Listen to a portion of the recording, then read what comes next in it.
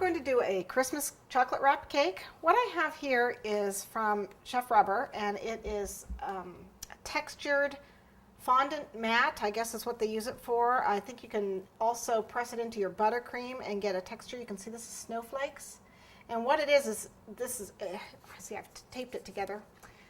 It was actually an 8.5 by 11 piece, and I cut it in half and then taped it here. It can go around a 6-inch cake and have some extra. So that's what we got going on there.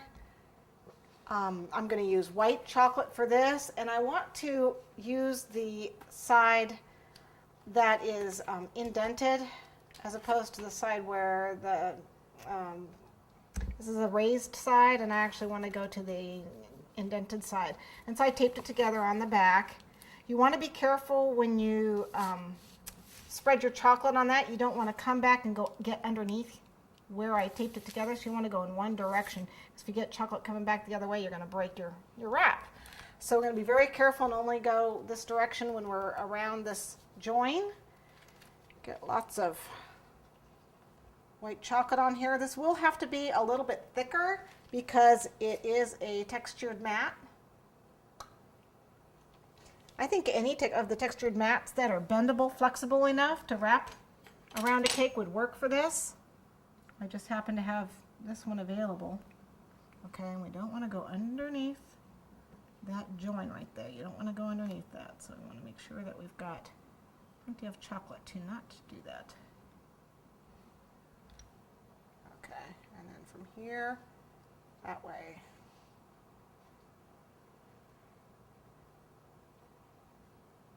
And again, you don't want to get it too thin because it is textured, and so it'll be, the chocolate's going to settle into the design.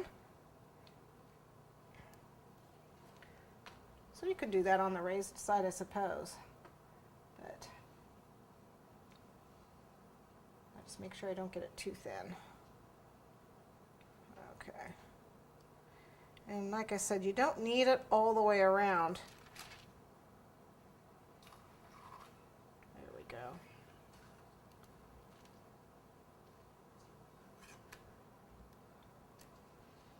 It's actually, when we lift it up and wrap it, we actually could not wrap part of it because it doesn't have, it's overlapping. I'm not going to worry about that.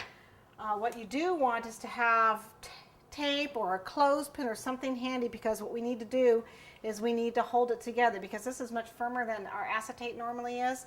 We need to actually hold it together when it gets to the two ends together. What you can do is you can cut this. I just wasn't willing to cut it because suppose I wanted to do a bigger cake. So I didn't want to cut it off and ruin my mat. As you can see, it's starting to lose its shine.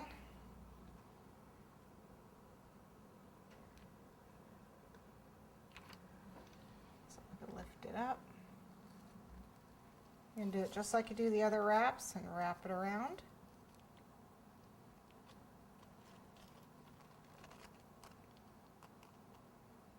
Now again, right here, actually, I'm going to wipe some of this chocolate off because I don't need all that chocolate there.